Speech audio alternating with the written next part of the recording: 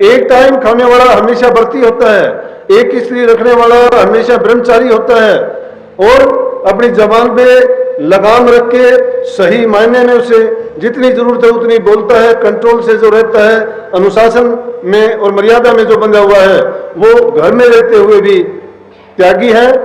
आप सभी को राधा स्वामी। जो आज का सत्संग का विषय है उसे महाराज जी ने बताया कि वैराग्य जीवन असल में क्या होता है, और अगर हमारे जीवन में कोई टेंशन है, कोई प्रॉब्लम है या कोई परेशानी है तो हम उस परेशानी से किस तरह निकल सकते हैं। और साथ ही महाराज जी ने सत्संग में हमारे जीवन से जुड़ी हुई काफ़ी अच्छी बातें बताई है। अगर हम उन पर अमल कर ले तो हमारा जीवन निस्वार्थी सफल हो जाएगा। तो कृपया आप सत्संग में आखिर तक बने रहे और पुण्य के भागीदार बने। राजा तो राजा की 4-5 रानियां थी। राजा बहुत शादियां करते थे, और जब शादी उसने 4-5 कर रखी थी तो रानियां उसको स्नान करवाया करती थी। स्नान कराते कराते एक दिन जो सबसे छोटी रानी थी वो रोने लगी।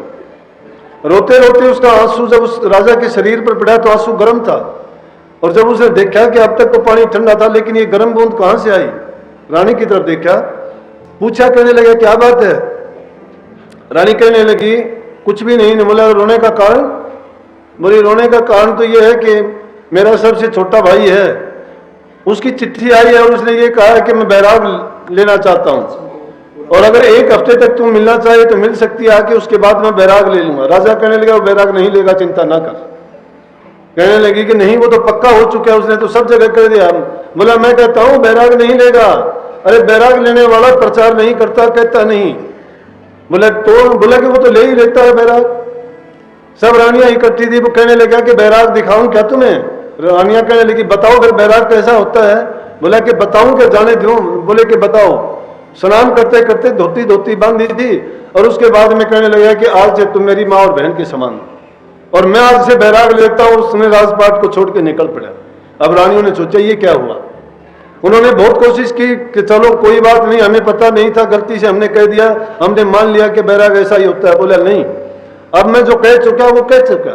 क्यों? पुराने जमाने से आप सुनते आए ना कि राज हट, बाल हट, त्रिया हट। ये हट कैसे होते थे कि इनकी जबानें पक्की होती थी। वैसे हमारा देश तो वो देश है जिसमें एक बहुत बड़ी राजाओं की जो एक पीढ़ी से दूसरी पीढ़ी तक राज करते रहे, सूर्यवंशी और चंद्रवंशियों का रहा है यहाँ पे।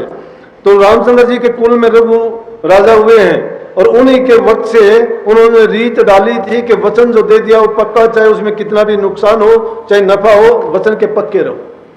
और इसीलिए वो कहावत चली आई कि रघुकुल रीत सदा चली आई, प्राण जाए पर वचन न जाए। कि प्राण में से चले जाए लेकिन वचन नहीं। तो वो राजा भी कहने लगा कि ये ऐसे वैसे आदमी का वचन नहीं है, राजा का वचन है, और मैंने जो कह दिया मैंने बैराग ले लिया। रानियों ने बहुत समझाया, वजीर को साथ लेके गई। वजीरों ने भी कहा कि राजा ये ठीक नहीं है, आप वापिस चलो। राजा कहने लगा नहीं। रानियां जिद करते हुए कहने लगी कि आपके साथ वो ना हो जाए, क्यों, आप क्यों लेना चाहते हो बैराग? बोला कि बैराग किस लिए लिया जाता है? बैराग आत्मानंद के लिए लिया जाता है, ब्रह्मानंद के लिए लिया जाता है। ये संसार के रस ये सब के सब फीके, नीरस और स्वादहीन हैं, इनमें कोई गुण नहीं है। ये तो एक ठीक था कि मैं इस गद्दी पर विराजमान था, लेकिन फिर भी मैं बैराग नहीं रहता था, मुझे किसी चीज से मोह और लगाव नहीं था। ये हमारे लिए एक बहुत बड़ी शिक्षा है। जरूरी नहीं, संत मत क्या कहता है कि घर में रहते हुए सभी काम करते हुए अगर हम मर्यादाओं के मुताबिक टाइम के अनुसार जरूरत के जो नियम हैं उनके अनुसार अपने कार्य करते हैं और उन चीजों को भोगते हैं, हम दोषी नहीं हैं। एक टाइम खाने वाला हमेशा व्रती होता है, एक स्त्री रखने वाला हमेशा ब्रह्मचारी होता है, और अपनी जबान पे लगाम रख के सही मायने में उसे जितनी जरूरत है उतनी बोलता है, कंट्रोल से जो रहता है, अनुशासन में और मर्यादा में जो बंधा हुआ है, वो घर में रहते हुए भी त्यागी है, करनी कर सकता है और अपने घर को जा सकता है सभी काम करते हुए। ये वो जमाना नहीं है कि जिन युगों में घर बार छोड़ के गुफाओं में, जंगलों में, एकांत में चले जाते थे। आज जीव में इतनी ताकत नहीं है, तो क्या कि घर में रहते हुए अपना काम करते हुए किसी पर वजन नहीं बनना। उस जमाने की अगर बात करोगे तो राजा भर्तृहरि राजा था, और राजा ने बैराग लेने के लिए क्या किया? गुरु गोरखनाथ की शरण में चले गया और गुरु गोरखनाथ ने क्या किया, राजा भर्तृहरि को खप्पर थमा दिया हाथ में, कहने लगे कि भीख मांग और अपने घर घर में अपना पेट पाल। लेकिन संतों ने ऐसा नहीं कहा। संतों की शरण में जो जीव जाता है, संत उस जीव को कहते हैं कि अपना कमा के खाओ। जो इंसान अपनी हक हलाल की, ईमानदारी की, सच्चाई की कमाई से अपना लालन पालन नहीं करता है, उस इंसान का जीवन बिगड़ जाएगा, उसकी संतान बिगड़ जाएगी, उसके आचार विचार बिगड़ जाएंगे, पूरा का पूरा उसका हाल ऐसा हो जाएगा कि देखते ही देखते सब मलिया मेट हो जाएगा। क्योंकि जिन चीजों का उसने सेवन किया है, उन चीजों की तासीर क्या है, उन चीजों के अंदर जो गुण छिपा हुआ है वो उसको बर्बाद कर देगा। आपने वो तो बात मैं उस राजा की जो कह रहा था, तो रानी उससे कहने लगी कि देखो कभी आप राजकाज से भी जाओ, दुनिया से भी जाओ, जैसे कहते हैं ना कि दोनों दिन से गए पांडे, हलवा मिला ना मांडे। एक चीज तो मिलनी ही चाहिए, लेकिन जो लालच करता है हलवे की तरह भागता है, हलवा खत्म हो जाता है, मंड रोटियों को छोड़ के गया था, वापिस आता है तो रोटियां भी नहीं मिलती हैं। कहने लगा राजा कभी आपके साथ वो ना हो जाए कि जिस प्रकार से एक बुगले ने ऐसा किया था आप जैसा। बोला कि क्या किया था? बताने लगी कि किसी सरोवर में बुगला और बुगली, मेंढक मछली उनका खाना है, ये वो खा के गुजारा किया करते थे। और उसमें रहते रहते उन्होंने क्या देखा कि एक दिन हंस आए और वहां पर नारियल के पेड़ थे। हंस उन नारियल के पेड़ों पर बैठे, उन्होंने नारियल को तोड़ा। उनकी चोंच में ताकत होती है, क्योंकि वो मेंढक मछली खाने वाले नहीं होते हंस। या तो कहते हैं समुद्रों में मोती चुगते हैं या दूध पीते हैं। बुगले से वो कहने लगी कि बुगला और बुगलियों ने उनको देखा। देख के बुगला कहने लगे ये कौन है, अपनी तरह सफेद हैं ये भी। कहने लगे अपनी तरह सफेद हैं, लेकिन ये अपनी तरह मेंढक मछली नहीं खाते। बोला कि ये तो नारियल का दूध का सेवन करते हैं। बोला कि क्यों? बोले क्यों, क्या उसमें कोई विशेष आनंद आता होगा? उनका खान पान है, वो हमारी तरह जीव हिंसा नहीं करते। कहने लगे हम भी देखेंगे। वो कहने लगी कि अपनी चोंच में वो ताकत नहीं है, गलत काम ना करो आप, अपना ठीक है, इसी में गुजारा चलता है। इनका काम है वो ये करते हैं, हमारा काम है वो हम करेंगे। लेकिन वो बुगला क्या कहने लगा, बोला कि नहीं, देखते हैं इनको कौन सा ऐसा आनंद आता है इस चीज में। उन्होंने जो नारियल तोड़ के उनका पानी पिया था अपनी चोंच से, कुछ बच गया तो बुगला और बुगली जाके उनको जब वो उसमें थोड़ा पानी मिला और उससे उसका रसपान किया उन्होंने, तो बुगला कहने लगा ये बड़ा स्वादिष्ट है, हम तो बेकार मेंढक मछलियों के हड्डियों को चबाते रहे और ये देखो कितनी अच्छी चीज है, हम इतनी अच्छी चीज को छोड़ के ये पाप भी करते रहे, हमारे सिर्फ पाप भी है और बुरी चीज का सेवन करते रहे। बुगली कहने लगी कि हम इनको तोड़ के ऐसा नहीं कर सकते। बोला कि तोड़ते ये होंगे, बचते पे अपना गुजारा हो जाएगा। लेकिन हंस और हंसनी तो प्रवासी थे, कुछ दिन के लिए आए, रुके, ठहरे। जब वो खत्म होने लगे वहां से उन्होंने उड़ारी ले ली, अपनी दूसरी जगह के लिए चले गए। जब बुगला और बुगली ने देखे आज वो नहीं थे, ऊपर वो नारियल भी खत्म हो चुके थे। अब वो क्या करें कि मेंढक मछली खाने छोड़ दिए थे और उन्होंने ध्यान किया ऊपर एक जो लगे हुए था। बुगला कहने लगा मैं तो अब उन्हीं का सेवन करूंगा, मेंढक मछली मैंने तो खाने नहीं है, पर्ण कर लिया। बोले राजा होश करो कि अगर आप भी उनकी तरह से हो गए तो कभी दोनों दिन से चले जाओ, ना आपका राजकाज रहे ना आपको बैराग मिले। कहने लगा मैं मूर्ख नहीं हूं, मैंने सोच समझ के फैसला लिया है। बोले ये दुनिया के विषय विकार जो है उनमें पड़ा हुआ था, मैं उनमें नहीं रहना चाहता और अब तो मुझे मौका मिल गया कि जब बैराग ले ही लिया तो उस आत्मा आनंद को मैं जरूर प्राप्त करूंगा, तो चाहे मुझे लाख कहता रहे, मैं मूर्ख नहीं हूं। बोला कि बुगला बुगली तो मूर्ख होंगे। बुगले ने क्या किया कि एक जाके नारियल में चोंच मारी, चोंच नारियल में फंस गई और पंखों को फड़फड़ा के वहीं मर गया। बुगली कहने लगी कि मैंने तुझे रोका था कि ना करे ऐसा, कि तूने अपना जीवन किस लिए खराब कर लिया कि अपने रास्ते और अपने चाल को छोड़ दिया। तो कहने लगी राजा आपका काम ये नहीं था, आप भी अपनी चाल को छोड़ रहे हो। और सत्संगियों आपको मैं ये कह रहा हूं, ये जीव ने भी अपनी चाल छोड़ दी। ये उस सत्य पुरुष की अंश थी, ये रूह परमात्मा रूपी भंडार की एक सदस्य थी, ये बूंद रूप में उसी में विराजमान रहती थी। लेकिन जब ये यहाँ आई इस देश में, इसकी माया में बुद्धि हर ली, काल ने अपने चक्कर में ले लिया और कर्म के अधीन होकर ये ऐसे ऐसे कर्म करने लग गया जो इंद्रियों के रस भोगों में फंस के इसने अपने जो सच्चाई थी, असलियत थी, वास्तविकता थी, उसको भुला दिया। लेकिन फिर भी इसको अवसर मिला और वो अवसर मिलने पर भी इसका कर्म कैसे फूट गया। देखो संत सतगुरु भी मिल जाते हैं, सत्संग भी मिल जाता है, ये बड़ी मुश्किल से मिलते हैं, लेकिन कलयुग में देखो फिर भी मिल जाता है। आज तो अगर मेरे से पूछते हो तो संतों का मिलना क्या, संतों ने भी एडवर्टाइज एडवर्टाइजमेंट अपनी शुरू कर दी है। संत अपने आप को संसारी लोगों से प्रूव करवाते हैं, उनको खड़े होके सर्टिफिकेट लेते हैं कि बताओ तूने कि मैं क्या करता हूं। अरे संतों का ये कर्म नहीं था। संतों ने दुनिया के काम किए तो भी गुप्त रूप से किए। अगर उनसे कोई प्रकट होने की बात कही तो भी अपने आप को छिपा लिया। संतों ने नहीं बताया कि मेरे अंदर ये शक्ति है, ये ताकत है। वो गुप्त ताकत काम करती है, लेकिन संत कभी अपने आप को जाहिर नहीं करते। और असली अर्थ में तो कलयुग में सत्य पुरुष ने जब संतों को यहाँ भेजा जीवों के कल्याण के लिए, तो उनसे प्रण लिया था कि ये जीवों को करामात ना दिखाएं, जीवों का काम करें। अरे जीवों को करामात दिखाएंगे, करामात तो फंसाने वाले हैं। दादू, पलटू, नानक जितने संत हुए, रविदास, पीपा, इन्होंने क्या किया? इन्होंने सजा को मंजूर कर लिया, करामात को मंजूर नहीं किया। करामात दिखाई लोगों को, लेकिन कब दिखाई? जिन्होंने करामात दिखाई उनका क्या हुआ? करामात तो गोरखनाथ ने दिखाई थी, अपने गुरु के सामने दिखाई थी, गुरुमुख नहीं कहलाया वो। वैसे उसकी बढ़ाई बहुत हुई गोरखनाथ की, आज तक उनके कितने अपने डेरे हैं, कितनी इज्जत है, करनी वाले थे। खूब उन्होंने ताकत दिखाई, खूब सिद्धियां दिखाई, खूब शक्ति दिखाई, प्रकट हुए वो, लेकिन गुरुमुख नहीं हुए। क्यों नहीं हुए? कि अपने गुरु के बारे में जिसने क्या कह दिया, आड़ में मिटिया जंजाल में मिटिया, गुरु मिला न पूरा हो।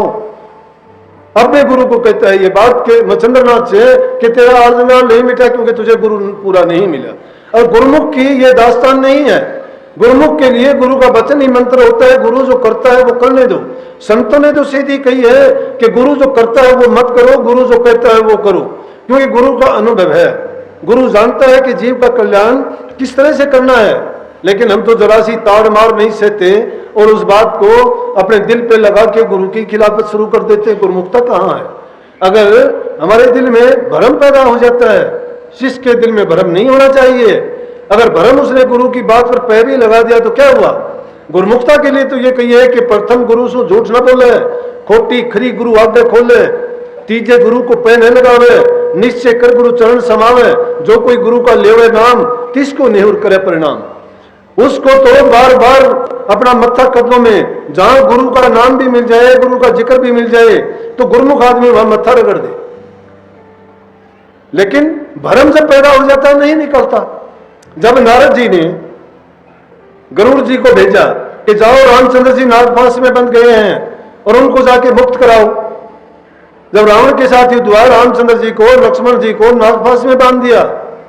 नाग जानवर तो जीव तो होता ही है, और रामचंद्र जी जो 3 लोक के धनी हैं, आज तक उनको पूजते हैं। नारद जी ने जाके उनको हुक्म दिया, गरुड़ पक्षियों का राजा आता है और उसका राज खोलता है तो मन में भ्रम होता है कि विष्णु के अवतार कहते हैं, रामचंद्र जी कहते हैं, और ये पूरी शक्ति लेके आए हैं, और फिर एक जानवर से बंद कर मैं उनको मुक्त करूंगा। भ्रम पड़ गया। अब भ्रम पड़ तो गया, भ्रम जब पड़ जाता है तो छूटना बड़ा मुश्किल हो जाता है।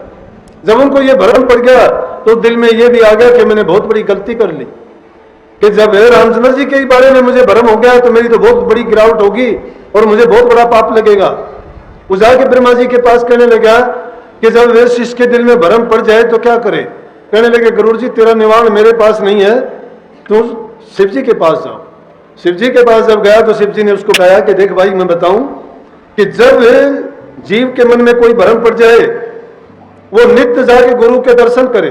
गुरु के दर्शन की महिमा सुनो कि नित्य जाके गुरु के दर्शन करे, उनका नित्य सत्संग करे। क्यों करे? अरे कि गुरु के दर्शन से तुम्हारे पाप कटते हैं, मन से मलिन वासनाएं निकलती हैं। गुरु के दीदार और दर्शन से हमारे सोए हुए जो मन में विचार है, परमार्थी विचार, वो पुनः जागृत हो जाते हैं। मन पर पड़े हुए मल विक्षेप आवरण के पर्दे हट जाते हैं, और गुरु जिस ऊंचे घाट से बैठ के हमें सत्संग का उपदेश सुनाते हैं, वो उपदेश हम सुनते हैं तो सबसे ही हमारी सूरत उन ऊंचे घाट की और मंजिलों की तरफ चलनी शुरू हो जाती है। और जो परमार्थी उन्नति सत्संग के करने से मिलती है, वैसी एकांत के अभ्यास से भी नहीं मिलती। इसलिए कहने लगे जो भ्रम पड़ जाता है और उस भ्रम को मिटाना चाहते हो तो काकभुसुंडी जी सत्संग करते हैं, वहां पे पहुंचो। जब गरुड़ जी कैलाश पर्वत के रास्ते से होते हुए और जब उनकी तरफ आगे बढ़े, और जिस ओर वो जाते हैं, जो जो करीब जाते हैं उनके भ्रम सारे निकलते जाते हैं और एकदम वो हृदय से पाक, साफ और पवित्र हो जाते हैं। सत्संग की महिमा ये होती है, जहां सत्संग होता है उस जगह का वातावरण ऐसा पवित्र हो जाता है कि वहां तो दुष्ट आदमी भी, बुरे विचारों वाला भी, कितना भी पापी आया हो, उसके विचार भी साफ हो जाते हैं। लेकिन जिनके जिम्मे पाप करना ही लिखा होता है, जो आते ही भिष्टा खाने के लिए हैं, उनका पाप कहीं नहीं मिटा करता है। सत्संग में आके भी जिन दुष्टों की मलिन वासना नहीं गई, जिनकी बुरी भावना नहीं निकली, तो समझो कि वो काल के जीव हैं, उनका मन साफ होना भी बड़ा मुश्किल है। लेकिन इन चीजों के लिए जरूरी है, जब दुख का जिक्र मैंने किया था, ये ना समझो कि दुख ही दुख है। क्यों कि ना सुख विद्या के पढ़े, ना सुख वाद विवाद, साध सुखी से जो कहे और लागी सुन समाधि। सुन समाधि ये जरूरी नहीं है कि तुम एकांत में बैठोगे, नाम का सुमन करोगे या तुम ध्यान में लीन हो जाओगे तो ही होगा, नहीं। वो तुम्हारा बैठे बैठे स्वाभाविक रूप से भी हो जाएगा, सब कुछ काम करते हुए भी हो जाएगा। क्योंकि लगन जब लगी होती है, जिसको जिसकी लगन होती है वो उसी में पट जाता है, उसी में विलीन हो जाता है और वो ओत पोत में वही काम करता है। अगर भूले से भी उससे कोई गलती होती है तो भी उसका इष्ट परमात्मा उसके सारे काम पूरे करता है। लेकिन वो सच्चे दिल से लगा होना चाहिए। किस प्रकार से? जिस प्रकार से सैन भगत राजा को कोढ़ था और उस राजा की रोजाना मालिश करने के लिए जाता था। तो राजा को जो मालिश करता था किसी दवा की, राजा को बड़ा सुख मिलता था। एक दिन क्या हुआ कि रात को सत्संग था, सैन भगत जा नहीं पाया। जब नहीं जा पाया क्योंकि रात को सत्संग करता रहा, शरीर है, इसको जरूरत है आराम की। हम गृहस्थी आदमी हैं, सबसे पहले जरूरत है काम करो। काम नहीं करोगे तो हमारा लालन पालन कैसे होगा? जो परिवार है उसका तुम अगर भरण पोषण नहीं करोगे तो तुम और ज्यादा कर्जदार बन जाओगे, क्योंकि उनका कर्ज देने के लिए तो हम संसार में आए हैं। कोई बेटा बेटी के रूप में हमारे से कर्ज पूरा करेगा, कोई रिश्तेदार नातेदार होकर हमसे कर्ज पूरा करेगा, कोई हमारा बैल गाय भैंस बन के अपना कर्ज हमारे से ले लेगा, कोई हमारा किसी रूप में, कोई किसी रूप में, कोई लेता है कोई देता है, लेकिन हमारा उस तरफ ध्यान नहीं है। शिकायत हमारे सामने जरूर है कि मैं गाय लेके आया था, उसके मैंने 20,000 रुपए दिए, 4 दिन के बाद दूध नहीं दिया। गाय अपना कर्जा मांगती थी, उसने पूरा कर लिया। तुम कहते हो भैंस लेके आए थे, 2 महीने से ज्यादा दूध नहीं दिया, जितना कर्जा था उसने उतार दिया, उसको क्या दूध देना था। लेकिन नहीं समझते। हम तो सोचते हैं फिर भी क्या करेंगे कि उसको इंजेक्शन लगा दें, उसके पैर बांध के लाठी लेके उसको डरा धमका के निकाल लें। कैसे कोई निकाल लेगा? नहीं दे सकती, क्योंकि कर्जा था वो कर्जा पूरा हो चुका। अगर इस ताकत से कितने कितने प्यारे जीव हैं, किसी का इकलौता बेटा संसार से चला जाता है, तुम कभी बैठते हो रथ लेके, कभी बांधते हो उसके हाथ पैर, रख सकता है कोई उसको? नहीं रख सकते। इसलिए ये भूल है इंसान की, और ये भूल कहाँ मिटती है? सत्संग में मिटती है। सत्संग में जब ये ज्ञान हो जाता है कि ये जीव यहाँ संसार में आया किस लिए है, हाँ इसके जिम्मे ये काम नहीं था जिसमें उलझा हुआ है। ये सोचता है मेरा महल मकान हो गया, मेरा इतना पैसा हो गया, मेरी इतनी इज्जत प्रतिष्ठा होगी। अरे क्या है, मिनट में मिटेगी। रावण जैसा कोई बड़े महलों वाला नहीं था, उस जैसा लंबा चौड़ा परिवार वाला नहीं था, सिकंदर जैसा दौलत वाला नहीं था, और भीम अर्जुन जैसे ताकतवर नहीं थे। कहाँ है आज वो? ना ताकत के सहारे जिया जाता है, ना बड़े महल मकानों से जिया जाता है, ना लंबे कुटुंब परिवारों से जिया जाता है। उस रावण के 1 लाख पूत 1.25 लाख नाती, और ता रावण घर दिया ने बाती। इतने जिसके थे लंबा लश्कारा था, वो रावण के घर में दिया जलाने वाला नहीं रहा। इंसान की कीमत क्या है? इंसान की कीमत यह है कि अगर वो नेक कर्म करे, बंदगी करे खुदा की, तो बंदा है, नहीं तो एक गंदे से भी गंदा है। जो बंदगी नहीं करता, और अगर इसने अपनी ऐसी हालत बना ली है गधे जैसी, गधे की क्या हालत होती है कि उसको संगल लेप करके भी छोड़ दोगे तो भी कुंडी पे जाके उसको उतार देगा वो, क्योंकि उसका जीवन स्वाह है, राख है। अच्छे इंसान के लिए अच्छी शिक्षा होती है, वो काम करती है। दुष्ट आदमी के लिए, जिसमें दिल पर उसके जन्म जन्मांतरों के पाप छिपे हुए हैं, वो क्या करेगा? उसको तो चाहे तुम रात दिन भी बैठाए रखोगे तो भी वो भला नहीं होगा, उसके मुंह से तो बुराई निकलेगी। जिस प्रकार से कहा है कि दुर्जन का मुख बंद कर रखो भट्ठी भरे अंगार, सज्जन के मुख में बहकर जब बोले जब प्यार। सज्जन पुरुषों का संग करो।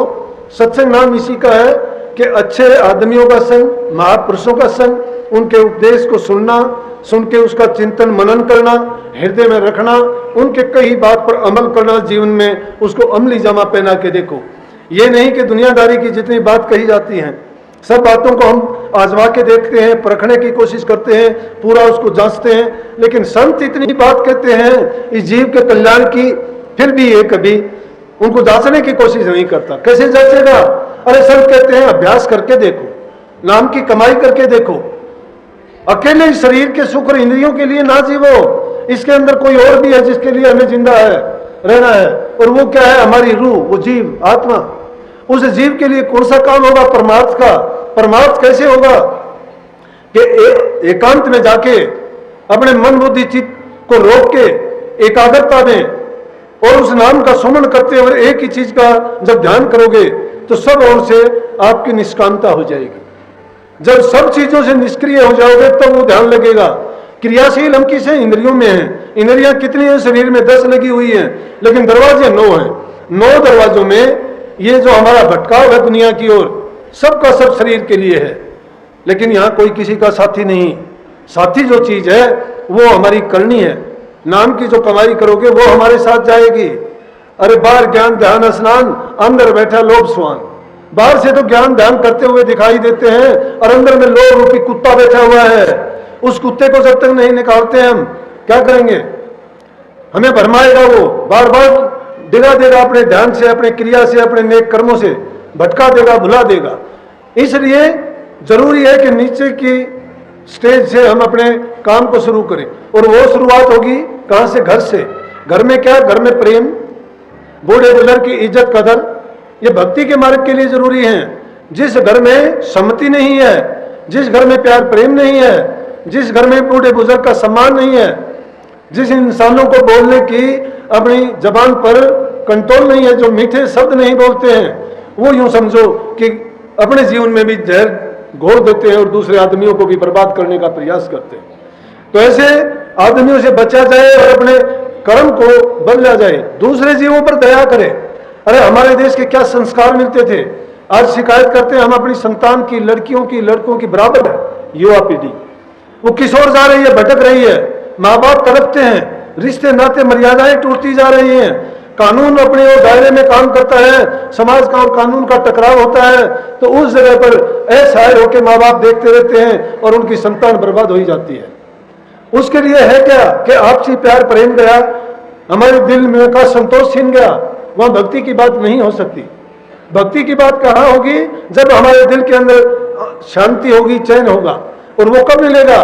जब हमारे चारों तरफ के वातावरण से हमें अच्छा और प्रेम रूपी व्यवहार मिलेगा, तो ही हमारा दिल खुश रहेगा। इसलिए जब अच्छे होंगे, हमारे दिल में अच्छे विचार आएंगे, अच्छे संकल्प उठेंगे, उन्हीं को हम मूर्त रूप देंगे। हमारे देश की संस्कृति देखो, कितनी कि तड़पते हुए जीव को अगर देख लेते थे, उसको पानी पिलाते थे, धूप में होता था छांव में डालते थे, भूखा होता था उसको अपने घर से लाके चारा डालते थे। पता नहीं था ये किसका है पशु, किसकी गाय है, भैंस है, बकरी है, किसकी है पता नहीं था। ये घोड़ा किसका है, लेकिन सड़क पर पड़ा हुआ है। गधा बकरी कोई भी जीव होता था, कोई पक्षी जानवर होता था, उसको उठा के सुरक्षित जगह में रखना, सूखा पानी उसको देना, क्योंकि दया थी। आज दया नहीं है इंसान के दिल में। आज तो उसी की जाति का इंसान सड़क के ऊपर करा करा के मर जाता है, बराबर से निकल जाते हैं, कोई उसकी तरफ आंख उठा के देखने वाला नहीं है। कहां आत्मीयता, कहां धर्म की बात रहेगी? क्या उनको आप मानोगे वो धर्मावलंबी है या धर्म पर चलने वाले हैं? क्या समझोगे मर्यादित पुरुष हैं? अपने जीवन को अच्छा बनाना चाहते हो, दयावान बनो, प्रेमी बनो, भ्रातृभाव स्नेह होना चाहिए आपके दिल में, दूसरों के प्रति दया होनी चाहिए। कैसी दया? कि अगर किसी को दुखी देखते हो, हमारे देश में अतिथि देवो भव कहते थे कि अतिथि देवता के समान है। जीव पर दया पालने के, दूसरे जीवों पर जो दया नहीं करता है उनमें जीव हमारे जैसा है, उनमें भी अपने जैसा जीव समझो। दया राख धर्म को पाले, जग से रहे उदासी, अपना सा जीव सबन को जाने ताहि मिला विनाशी। कबीर साहब कहते हैं, इसमें कहीं नहीं कहीं जब करो तब करो क्या करो, क्या कहते हैं? दया राख धर्म को पाले, कि जो जीव दिल में दया रखता है धर्म की पालना करता है। भाई की जगह भाई का धर्म निभाओ, माँ की जगह माँ का धर्म निभाओ, पिता की जगह पिता का धर्म निभाओ, और इंसान की जगह इंसानियत का धर्म निभाओ। इंसानियत की धर्म में ये सब चीज आती हैं कि दूसरे जीवों पर दया करो। अपने जीव को सुखी करना चाहते हो तो दूसरे जीव को सुख दो।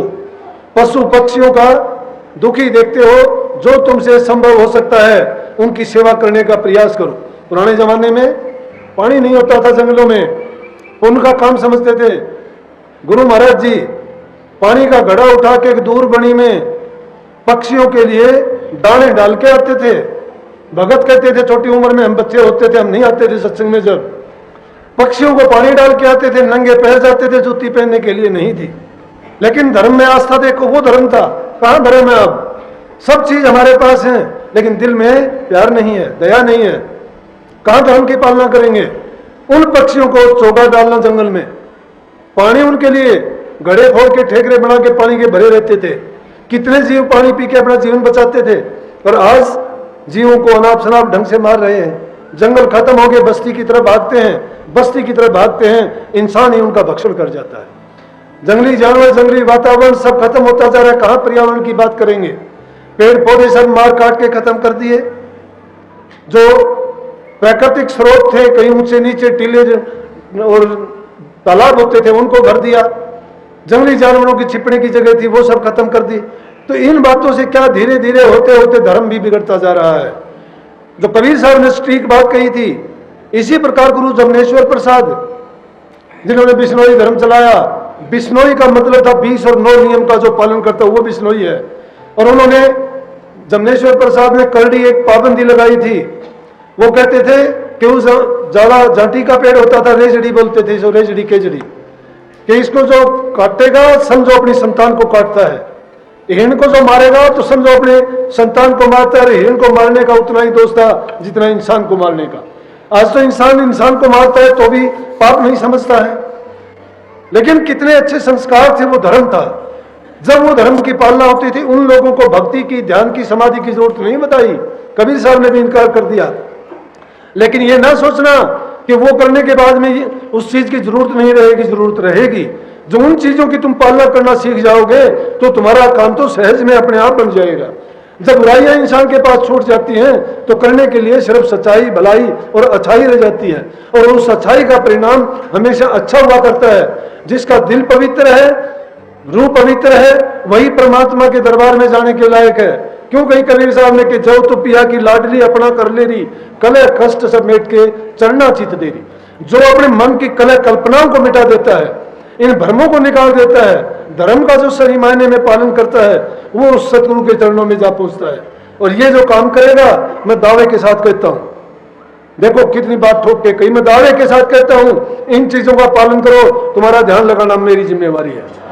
लेकिन जब आप ये काम करते नहीं हो, दया धर्म को मानते नहीं, चलते नहीं हो, बदलाव आप में आया नहीं है, पुरानी आपने आदत छोटी नहीं है, धर्म का नाम तो बदल जाना है, बुराई से अच्छाई की तरफ आना, तुम्हारा दिल का अंधकार दूर नहीं हुआ है अभी, तुम अभी गुरु को जाने नहीं हो, नाम को नहीं जाने हो, सत्संग के गुणों को नहीं प्राप्त कर पाए हो। जब उनको प्राप्त करना शुरू कर दोगे, तुम्हारे अंदर वो भावना पैदा हो जाएगी, एक दूसरे के लिए तुम जी जान देने के लिए तैयार रहोगे। फिर तुम्हारा धर्म साक्षात तुम में प्रकट हो जाएगा। फिर ये बात कहने की नहीं मिलेगी, दोष संतान को नहीं देना।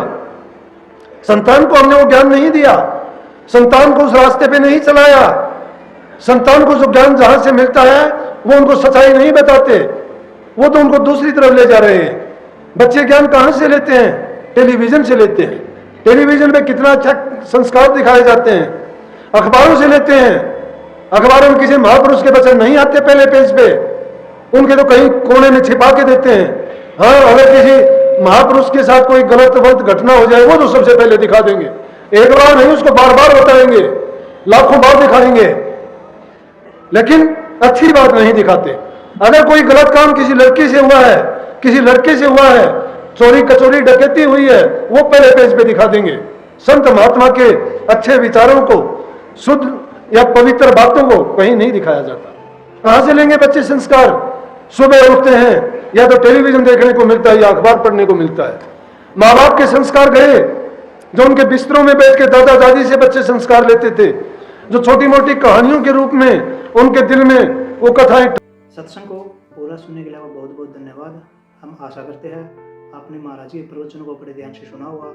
कृपया सत्संग में बताई गई बातों को अपने जीवन में अवश्य उतारिए ताकि आपका जीवन सफल हो सके। और अगर आपको सत्संग अच्छा लगा तो कमेंट में राधा स्वामी अवश्य लिखिए। राधा स्वामी।